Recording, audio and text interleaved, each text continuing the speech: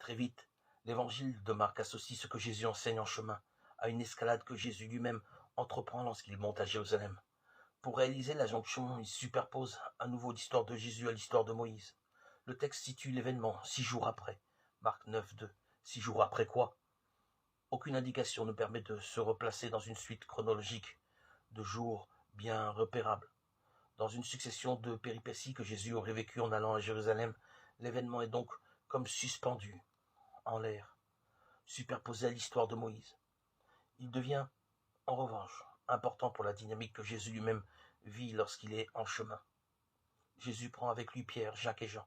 Il les fait monter sur une haute montagne, à part, seul. Marc 9, 2. Tous les éléments de la phrase comptent, en particulier le dernier qui évoque une mise à l'écart. C'est lui qui accroche le chemin de Jésus à l'histoire de Moïse. Quand il gravit la haute montagne, Jésus entre en effet dans la solitude d'une réclusion analogue à celle dans laquelle Moïse pénétra lorsqu'il gravit le mont Sinaï, avec le seul Josué, en laissant derrière lui les anciens, Exode 24, 13, 14. Pour conclure son alliance avec Israël, Dieu avait demandé à Moïse de vivre cette mise à l'écart, en disant que Jésus prend avec lui 3 disciples. Le texte de Marc dessine aussi l'imposition d'une rupture. Et sur la montagne, il est métamorphosé devant eux. Marc 9, 2c.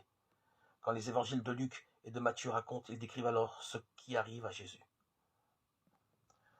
L'aspect de sa face devient autre. Luc 9, 29. Sa face resplendit comme le soleil. Matthieu 17, 2. Quand l'évangile de Marc raconte, il ne s'intéresse pas à la nature de la métamorphose qui se produit.